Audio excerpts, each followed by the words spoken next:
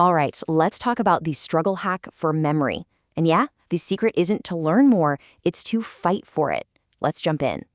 So, why is it that you can read a whole chapter, highlight everything that looks important, feel super productive, and then a day later, it's just gone?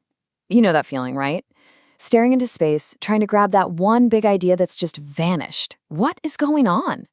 Well, the answer is kind of weird and honestly a little counterintuitive. You're just being too nice to your brain. Yeah, seriously. You're not struggling enough. We all think learning should feel easy and smooth, but that's the exact reason we forget everything.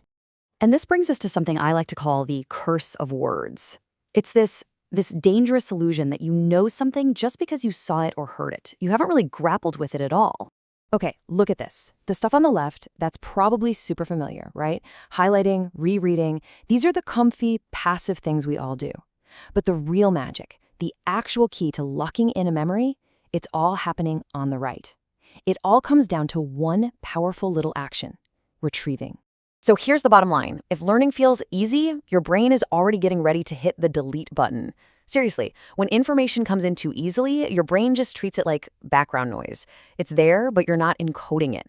If there's no struggle, there's no signal telling your brain, hey, this is important. But why? Why is our brain wired like this? It seems kind of backward, right?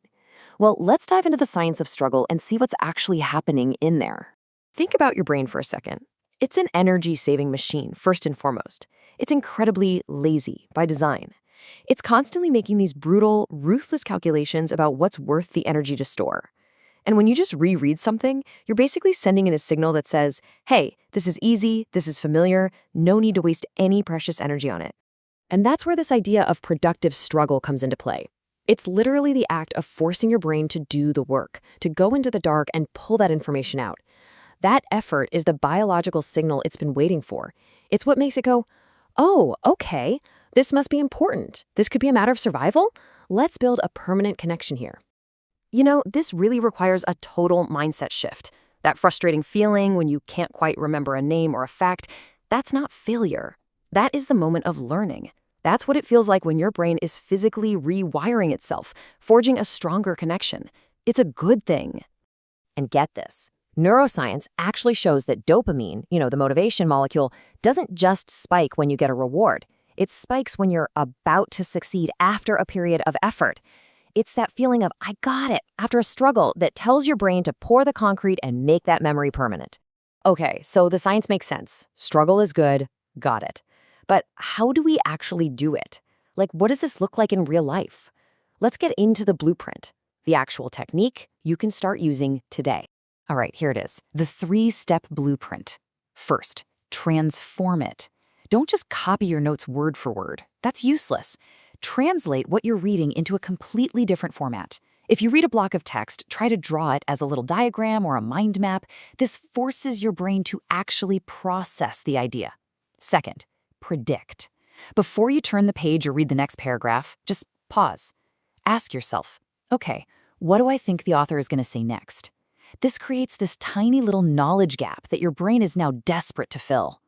And third, and this one is the most important of all, retrieve. After a page or a chapter, just close the book. Seriously, stop putting information in and start practicing pulling it out.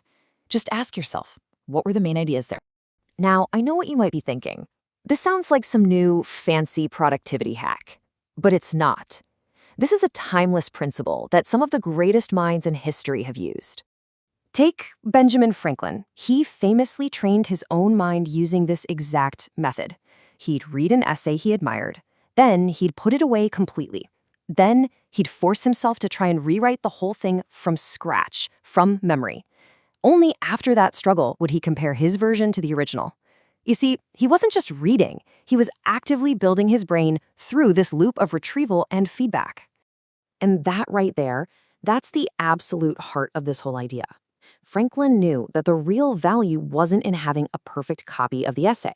The value was in the mental workout he got from trying to rebuild it. He didn't want the answer, he wanted the training. So this all sounds great, but how do you actually start? Because let's be honest, knowing this stuff is one thing. Actually fighting that initial resistance to doing something hard, that's a whole other battle. Yeah, that feeling of, ugh, I really don't want to do this right now, it actually has a name. It's called limbic friction. It's your brain's built-in emergency brake for difficult tasks. But there's a really simple trick to get around it, and it all comes down to one little number. 5. That's it. Just 5 minutes. That's the tiny key that unlocks the whole thing. So here's the habit. It's super simple. After you finish reading for the day, just set a timer for 5 minutes. That's all. Close the book, stand up, and explain what you just learned out loud, like you're teaching it to someone in an empty room. This tiny little habit is just small enough to bypass that limbic friction, and it kicks off the whole process of building a really powerful memory. Look, your brain isn't broken. It's just bored. It's sitting there waiting for a challenge, waiting for you to prove what's actually worth keeping.